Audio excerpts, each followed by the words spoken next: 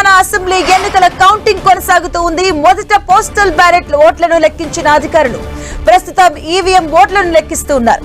ప్రస్తుతం హర్యానాలో మొత్తం 90 సీట్లకు గాను కాంగ్రెస్ 61 స్థానాల్లో, బీజేపీ 15 స్థానాల్లో ఆధిక్యంలో కొనసాగుతున్నాయి. ఇక జమ్మూ కాశ్మీర్ లో కాంగ్రెస్ కూటమి 37 స్థానాలు, బీజేపీ 27 స్థానాల్లో ఆధిక్యంలో కొనసాగుతుంది. హర్యానాలో లీడ్ లో ఉన్న కాంగ్రెస్ మ్యాజిక్ ఫిగర్ దాటి ఆధిక్యంలో కొనసాగుతుంది. దీంతో ఢిల్లీలోని ఏఐసీసీ కార్యాలయంలో కాంగ్రెస్ సంబరాలు మొదలయ్యాయి. మిఠాయిలు పంచుకుని కాంగ్రెస్ కార్యకర్తలు సంబరాలు జరుపుకుంటున్నారు.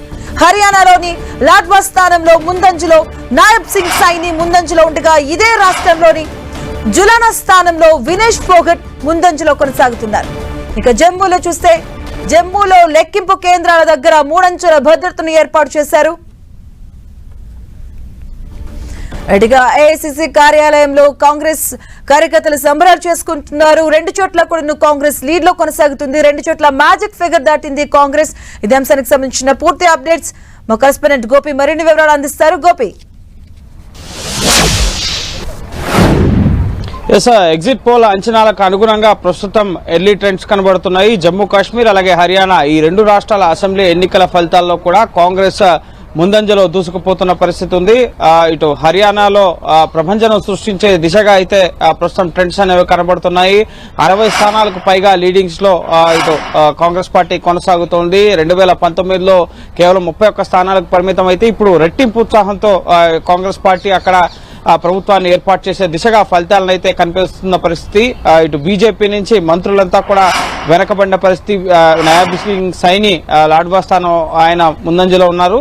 అలాగే జులానా స్థానం నుంచి ముఖ్యంగా వినేష్ ఫోగాట్ రెజ్లర్ ఆవిడ ముందంజలో ఉన్నాడు. కాంగ్రెస్ పార్టీ నుంచి పోటీ చేశారు. అలాగే కాంగ్రెస్ పార్టీ నుంచి ఈసారి చాలా మంది నేతలు ముఖ్యంగా గడిచిన 2 టర్మ్స్ లో ఎన్నికల్లో ఓడిపోయిన నేతలంతా కూడా ఇప్పుడు ఆధిక్యంలో కొనసాగుతున్న పరిస్థితి.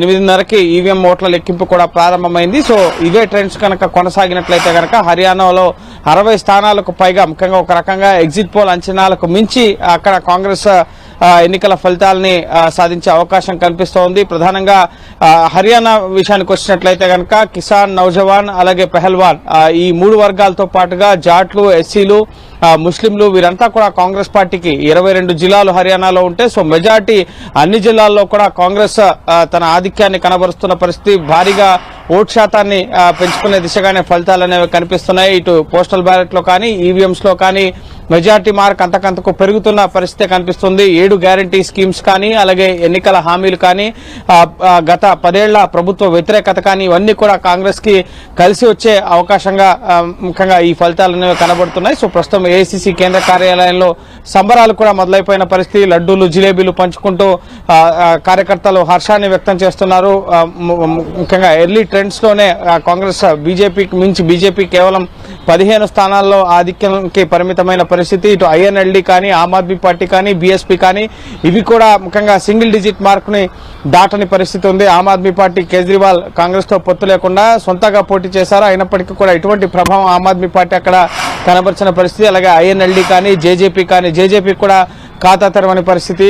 ఐఎన్ఎల్డీకి కేవలం 2 స్థానాల్లో ఆధిక్యంలో ఉన్న పరిస్థితి కనిపిస్తోంది. సో ఓవరాల్ గా కాంగ్రెస్ వన్ సైడ్ గా ముఖ్యంగా అక్కడ క్లియర్ మెజార్టీ దిశగా ముందుకు సాగుతున్న పరిస్థితి. బీజేపీపై ఉన్న ప్రభుత్వ వ్యతిరేకత, అలాగే ఇటు రైతు ఉద్యమానికి సంబంధించి కానీ, ఇటు వినేష్ ఫోగాట్ రెజ్లర్ల ఉద్యమానికి సంబంధించి కానీ, నిరుద్యోగ సమస్య కానీ, ధరల పెరుగుదల ఇవన్నీ కూడా బీజేపీకి కొంత నెగిటివ్ అయినట్లుగా కనిపిస్తుంది. అందులో భాగంగానే కొంత ఈ ప్రస్తుతం కౌంటింగ్ లోనే మొదట్లో కొంత ఆధిక్యం కనబరిచినప్పటికీ ఆ తర్వాత పూర్తిగా బీజేపీ చతికిలపడ్డ పరిస్థితి.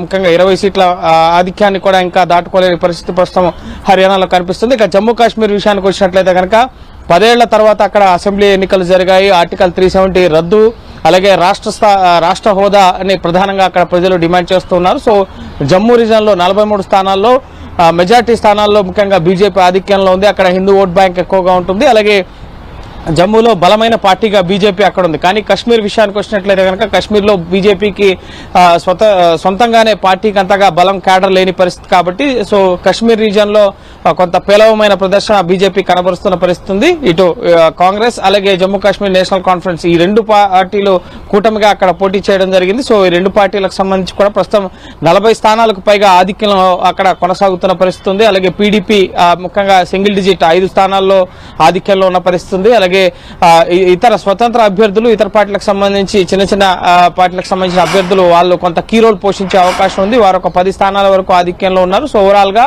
అక్కడ కూడా జమ్మూ కాశ్మీర్ లో కూడా ఇటు కాంగ్రెస్ నేషనల్ కాన్ఫరెన్స్ కూటమి ప్రభుత్వాన్ని ఏర్పాటు చేసే దిశగా అయితే ఎర్లీ ట్రెండ్స్ అనేవి కనబడుతున్నాయి.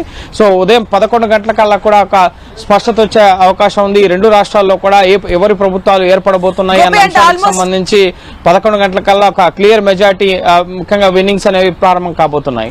గోపి, అంటే ఎగ్జిట్ పోల్స్ వచ్చిన ప్రకారం కనిపిస్తుంది అండ్ లెక్కింపు స్టార్ట్ అయిన కొంతసేపటికి ఆల్మోస్ట్ ఫిగర్ కనిపించేస్తుంది. రెండు చోట్ల కూడా మ్యాజిక్ ఫిగర్ దాటే కనిపిస్తుంది. దగ్గర ఒక 30 సీట్స్ డిఫరెన్సియేషన్ కూడా కనిపిస్తుంది. ఆల్మోస్ట్ విజయం ఖరారైనట్టు అనుకోవచ్చా? ఎస్, ఖచ్చితంగా కాంగ్రెస్ పార్టీ మొదటి నుంచి చాలా ధీమాగా ఉంది. 10 ఏళ్ల యాంటీ ఇన్కంబెన్సీ కూడా కాంగ్రెస్ పార్టీకి ప్లస్ అయిందని చెప్పాలి.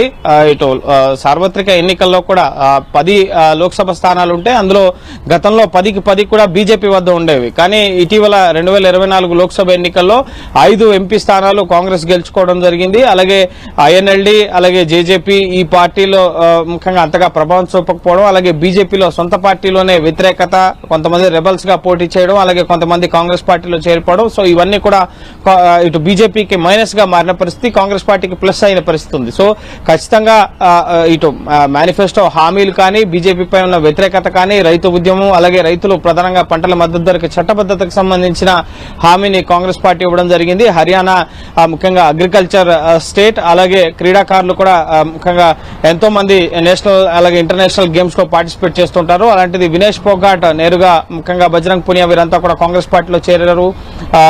ఇటు ఎన్నికల్లో కూడా పోటీ చేసిన పరిస్థితి కాబట్టి సో ఖచ్చితంగా యువత నుంచి అలాగే రైతుల నుంచి ముఖ్యంగా ఈ ప్రజానికం, ప్రజా సమస్యలు ఇవన్నీ కూడా కాంగ్రెస్ పార్టీకి ముఖ్యంగా ఒక మార్పు కోరుకున్నారని చెప్పాల్సి ఉంటుంది.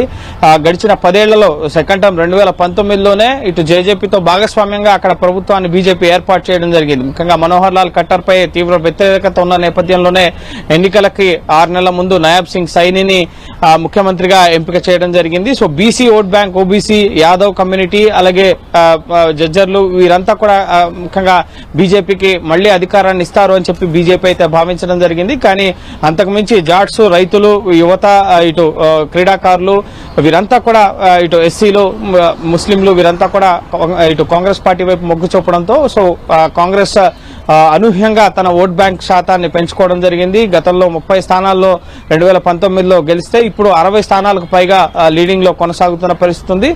సో అక్కడ బీజేపీ మంత్రులు కానీ, నేతలు కానీ వారిపై పార్టీపై ఉన్న వ్యతిరేకత అనేది ముఖ్యంగా పార్టీని అంతగా కోలుకోలేని పరిస్థితిలోకి తీసుకెళ్లిందని మనం చెప్పాల్సి ఉంటుంది. ప్రధాని మోడీ, అమిత్ షా, జేపీ నడ్డా వీరంతా కూడా ఖచ్చితంగా పార్టీ అధికారంలోకి వస్తుందన్న ధీమాను అయితే వ్యక్తం చేయడం జరిగింది. ఎందుకంటే ఇన్ఫ్రాస్ట్రక్చర్ పరంగా కూడా రోడ్ కనెక్టివిటీ కానీ, మెట్రోస్ కానీ, లేక ముఖ్యంగా రైతులకు సంబంధించి కిసాన్ సమ్మాన్ నిధి విధంగా అనేక సంక్షేమ పథకాలని కేంద్రం అధికారంలో 3వ వచ్చిన తర్వాత బీజేపీ రైతులకు సంబంధించి ఎంఎస్పీ పెంచుతూ నిర్ణయం తీసుకోవడం జరిగింది. కానీ అవేవి కూడా హర్యానాలో వర్కౌట్ కాలేదనే చెప్పాలి. రాహుల్ గాంధీ అలాగే ప్రియాంక గాంధీ విస్తృత ప్రచారం కానీ, అలాగే భూపేందర్ సింగ్ హుడా, దీపేందర్ సింగ్ హుడా, అలాగే కుమారి శైలజా ఈ విధంగా అనేక మంది కాంగ్రెస్ నేతలు విస్తృతంగా పార్టీ యొక్క హామీలని, పార్టీ ఎటువంటి మార్పు తీసుకురాబోతోంది హర్యానాలో అన్న అంశాలని ప్రజల్లోకి తీసుకెళ్లడంతోనే ప్రస్తుతం ఈ ముఖ్యంగా హర్యానాలో గెలుపు దిశగా కాంగ్రెస్ కి ఫలితాలు అనేవి కనబడుతున్న పరిస్థితి. ఇటు జమ్మూ కాశ్మీర్ లో కూడా ముఖ్యంగా 10 ఏళ్ల తర్వాత ముఖ్యంగా ఆర్టికల్ 370 రద్దు తర్వాత ఇటు అక్కడ ఇన్ఫ్రాస్ట్రక్చర్ డెవలప్ చేశాం, అలాగే టూరిజం డెవలప్ చేశాం, అక్కడ యువతకు ఉద్యోగాలు, విద్యా అవకాశాలు కల్పిస్తున్నాం బీజేపీ చెప్పినప్పటికీ కేవలం అది జమ్మూ రీజియన్ లోనే కొంత బీజేపీకి ప్లస్ అయినట్లుగా కనిపిస్తుంది. జమ్మూ రీజియన్ లోనే తమ సీట్లను బీజేపీ పెంచుకుంటున్న పరిస్థితి. కానీ కశ్మీర్ రీజియన్ లో మాత్రం ముఖ్యంగా రాష్ట్ర విభజనను కూడా వాళ్ళు వ్యతిరేకించిన పరిస్థితి. లడాక్ ని ముఖ్యంగా కేంద్ర పాలిత ప్రాంతంగా, అలాగే ఇటు కేంద్ర పాలిత ప్రాంతంగానే జమ్మూ కాశ్మీర్ కూడా 10 ఏళ్ల పాటు కొనసాగిన నేపథ్యంలో సో ఖచ్చితంగా అక్కడ ప్రజలు కూడా మార్పు కోరుకున్నట్లుగా తెలుస్తుంది. పీడీపీకి కూడా మెజార్టీ స్థానాలు ముఖ్యంగా సింగిల్ డిజిట్ కే పరిమితమైన పరిస్థితి. స్వతంత్ర అభ్యర్థులు పీడీపీ, బీజేపీ కలిసినా కూడా అక్కడ ప్రభుత్వాన్ని ఏర్పాటు చేసే పరిస్థితి లేదు. సో సొంతగా ఇటు కాంగ్రెస్ అలాగే జమ్మూ కాశ్మీర్ నేషనల్ కాన్ఫరెన్స్ కలిపి అక్కడ ప్రభుత్వాన్ని ఏర్పాటు చేసే అవకాశం కనిపిస్తోంది. ఒమర్ అబ్దుల్లా 2 స్థానాల్లో పోటీ చేశారు.